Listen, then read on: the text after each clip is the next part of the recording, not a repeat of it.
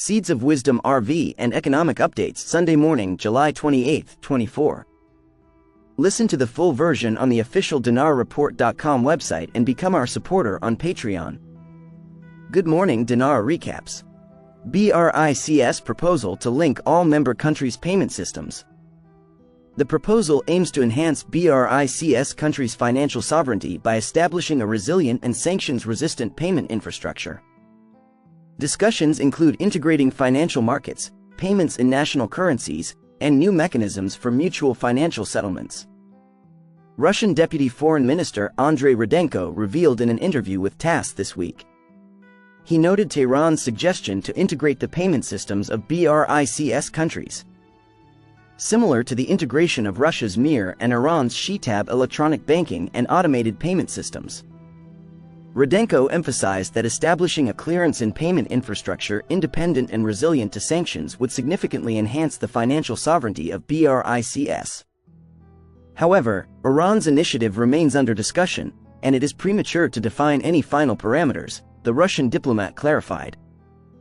This integration seeks to facilitate trade using national currencies, thereby reducing reliance on the US dollar and countering US sanctions.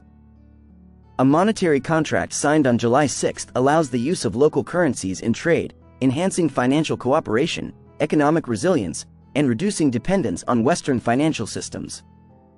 Donald Trump 2024 Bitcoin Conference Speech Recap. On day 1, I will fire Gary Gensler and appoint a new SEC chairman. Create a U.S. government strategic national Bitcoin stockpile if elected. U.S. government will keep 100% of Bitcoin it owns. Bitcoin is going to the moon.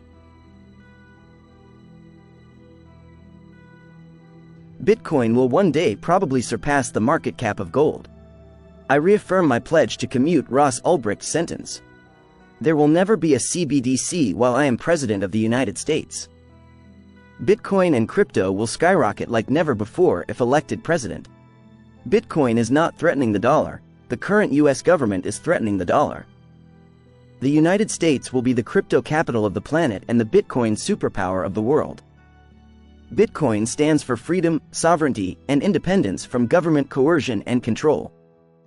I pledge to the Bitcoin community that the day I take oath of office, Joe Biden and Kamala Harris's anti-crypto crusade will be over.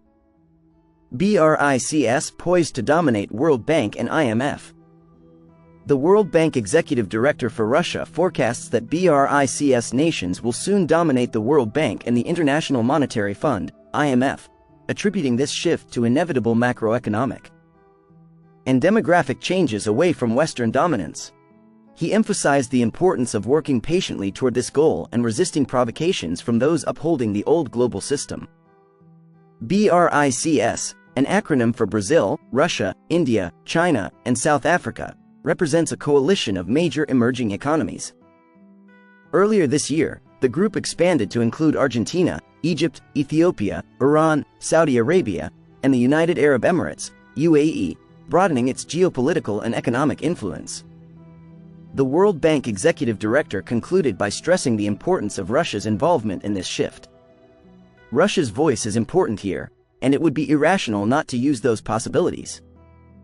Particularly now as we observe a new world order emerging, he stated, underscoring the necessity of adapting to the evolving global landscape.